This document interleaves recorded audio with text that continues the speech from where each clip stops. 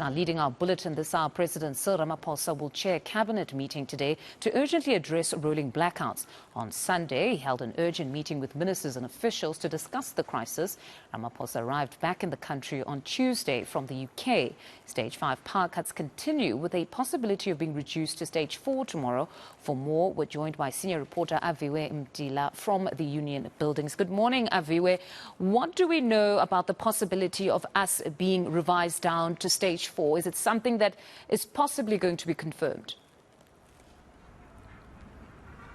Well, eNCA says that could possibly happen on Thursday, but the cabinet meeting itself happening here at the seat of power, the Union Buildings, kicked off at 8 o'clock. Of course, we'll only know the outcomes of that cabinet meeting possibly tomorrow when they hold a media briefing. But realistically, what is going to change? I've been myself trying to get analysts on the ground here, and a lot of them are unable to get through to them because of the load shedding itself. But I did get through to Clyde Mallison, who respectively declined to talk, saying that he's been speaking about this for the last 3 years, and essentially if government had listened then we wouldn't be in this predicament. But we went on to have a casual conversation, Mfundo, where he did say that we are in the dark, both metaphorically and realistically. He mentions that this is nothing new. First time we had Stage 6 load shedding, the president flew back immediately from the UAE back in 2019. And what happened realistically? He had these meetings, and what has changed? It's 3 years later,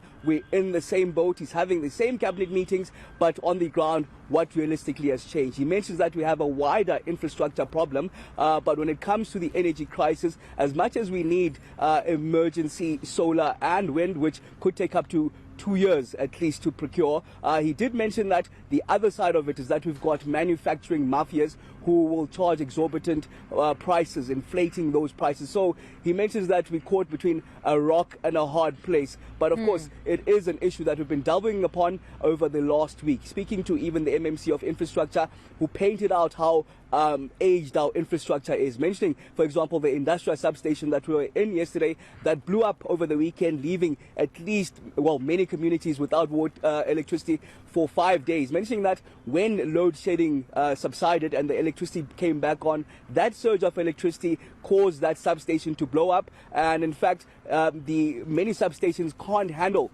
the switching on and off that comes with load shedding. In fact, I wanted to take a look at a piece that I put together just yesterday on the frustrations then on the ground from many South Africans as load shedding continues. One of the substations around Johannesburg that have blown up over the weekend due to overloading post-load shedding that have left many communities in the dark. Now, this just only adds fuel to the frustrations that many people around Johannesburg have over load shedding. I'm more productive at home. This is horrible. We can't have load shedding during peak hours. No, honestly. This is like an actual economy disaster area. Because businesses just want to close shop because they're struggling to survive and make ends meet. Losing production while you lose money. You got people sitting here supposed to be working with the hand machines with electricity. Now, when there isn't enough electricity, then all that comes to a standstill. This is just one of the holes that the acting CEO of City Power says the Zamazamas are using in the illegal operations. Now, here at the Roodepoort substation alone, 3.5 million rands worth of cables were stolen over the weekend, which has left many communities without power for at least 3 days here. Cable thieves were able to get into the substation during load shedding and steal the cables. So we are facing all these dynamics, and of course our residents have to suffer, our businesses have to suffer. We understand the problem that our residents have to face. So we are saying by the end of this year, December 2022, our residents and customers will begin to feel the difference as we start to onboard IPPs and feed more electricity into the grid.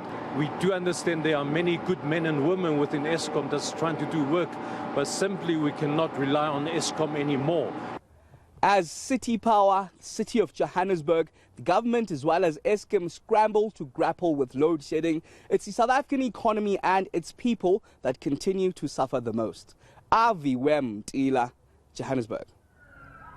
Aviwe, your package paints a very dismal picture. But I want to get a sense of what businesses on the ground are honestly saying. Are they a little optimistic? Because there was this push for the president to come back to the country, and many said he would take charge of the situation. Are they optimistic, or they've honestly lost hope?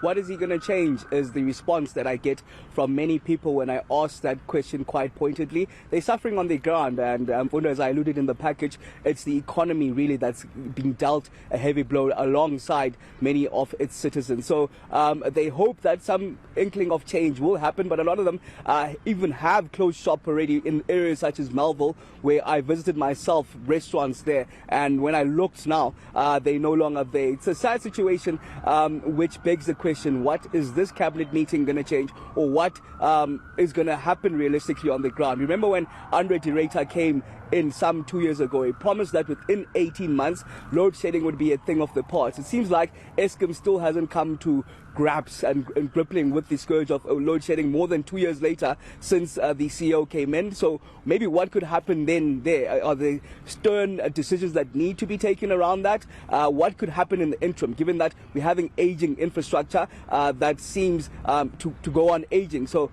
what are the realistic solutions that need urgent attention at the moment to give us some reprieve, as even you see the skies are grey at this current moment, signaling that it is going to be particularly cold over the next couple of days. Stage 5 load shedding, meaning that many houses will be out with their heaters for at least 9 hours per day.